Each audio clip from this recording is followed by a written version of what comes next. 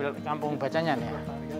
Sekretaris Kampung Baca. Oh, yes. Assalamualaikum warahmatullahi wabarakatuh. Waalaikumsalam. Pak Jono, Pak Daryanto, kita Iya. ketemu Pak Jono Ketua Kampung di Giwangan dan Pak Daryanto ini adalah salah satu tokoh masyarakat yang juga mensupport munculnya Kampung Baca. Gimana sebenarnya sejarahnya kok bisa berdiri Kampung Baca Cakrawala Giwangan itu? Kegiatan semacam itu kalau tidak didahului oleh niat baik seseorang, kelihatannya juga jarang bisa berlanjut walaupun itu sudah diprogram. Tapi kalau nggak ada satu orang yang mau bergerak, kok kelihatannya juga sulit. Jadi memang perlu ada penggerak yang utama. Kebetulan di sini Mas Fajar, beliau itu ngajar di Panti Asuhan Putra, kemudian juga mengajar di SMA Sewon.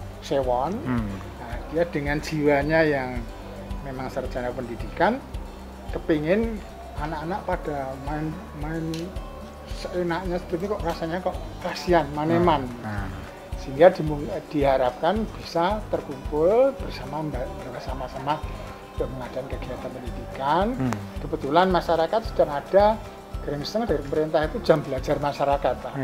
Nah itu dipadukan. Kemudian tadinya kegiatan hanya tingkat RT dan hanya sekitar di sini.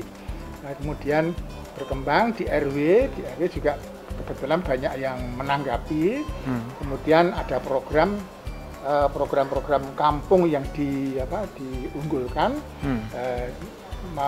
oleh kampung yang dianggap itu kok menarik, bisa meningkatkan kecerdasan warga, diangkat di tingkat kampung.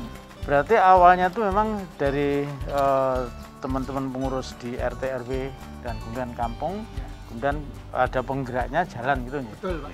Terus awalnya dulu langsung Kampung Baca atau apa dulu? Oh belum, Pak. Kalau awalnya kita dulu cuma waktu itu di awal itu sebagai kelompok belajar waktu itu. Kelompok belajar di lingkungan RT, kemudian dengan segala yang ada pemuda, kemudian kita rekrut untuk menangani anak-anak yang hanya bermain tapi tidak ada sisi positif, sehingga kita arahkan untuk belajar yang ada nilai positifnya. Nah, kemudian suatu saat kita mengadakan event di tingkat RT waktu itu, di tingkat Kebiar RT waktu itu. Kemudian, eventnya apa itu? Ya, eventnya pentas, Pak.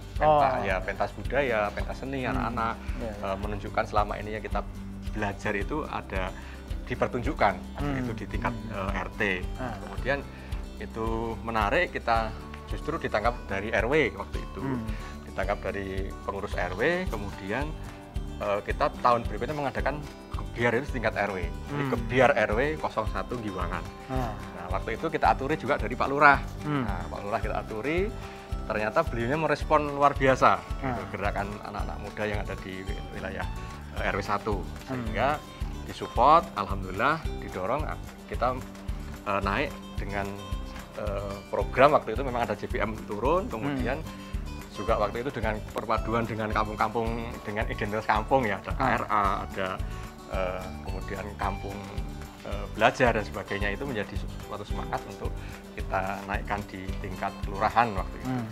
Fasilitas-fasilitas di Kampung Baca itu apa sih?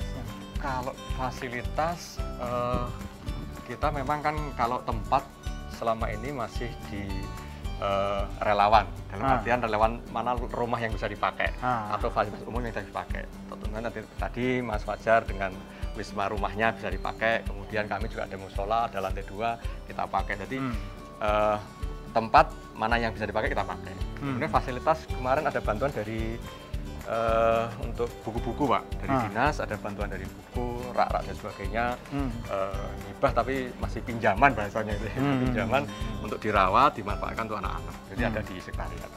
Dari warga sendiri juga ada yang warga juga iya, warga juga ada yang menyumbangkan buku. Kita kan ada suatu acara yang untuk pengumpulan buku.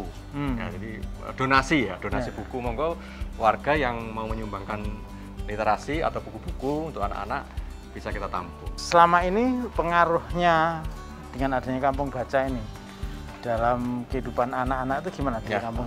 Terima kasih ketika kami menggerakkan dengan adanya Kampung Baca ini. Tadi anak-anak yang bermainnya itu hanya ya bermain apa adanya. Nah, dengan adanya Kampung Baca ini kita lengkapi dengan relawan mengajarnya, dengan pemudanya, sehingga kita terarah. Jadi kita terjadwal. Jadi anak-anak yang mulai dari nol TK, jadi anak-anak prasekolah, kita buatkan wadahnya, ada contohnya di anak-anak prateka gitu ya, kita ada kelompokkan sendiri dengan jumlah mungkin sekitar 20-an anak, kemudian kelas 3 SD sampai kelas SMP kita wadahi dengan kelompok-kelompok tadi, Pak. Ada kelompok sains, ada kelompok. Jadi kemanfaatannya di lingkungan itu sangat bagus sekali. Betul juga respon dari orang tua ketika ada anak-anak diarahkan dengan nilai positif itu sangat mendukung. Apalagi di musim pandemi kemarin ini, orang tua mendampingi untuk sekolah itu kan online capek gitu ya. Apakah semua anak-anak yang di sini semua masuk di Kampung Baca atau sukarela atau bebas? Kita tidak ada pemaksaan. Jadi ketika orang tua itu kita sudah memberikan suatu pengumuman bahwa sini ada jam belajar untuk anak-anak. Itu monggo silakan, ketika orang tua merelakan anaknya kita dampingi. Kalau tidak, kita tidak ada. Ya, ini berarti kalau ini kegiatan apa nih? Ini untuk kegiatan di kelompok untuk anak-anak pra-TK, Pak. Jadi anak-anak dari TK sampai ke pra-TK kita kumpulkan. Jadi dikelola oleh ibu-ibu yang memberikan pendampingan. Ini setiap seminggu sekali, Pak. Seminggu sekali. Untuk anak-anak yang di pra-TK ini justru malah seminggu sekali. Kalau yang agak ini di luar kelas TK berarti? Di luar kelas TK. Jadi ini campur dari semua kampung, jadi dari RW 1 sampai RW 4 kita undang di sini yang mau datang, kita kumpulkan. Ada 20 anak pra-TK-nya. Oke, makasih Pak Jono, Pak Janto.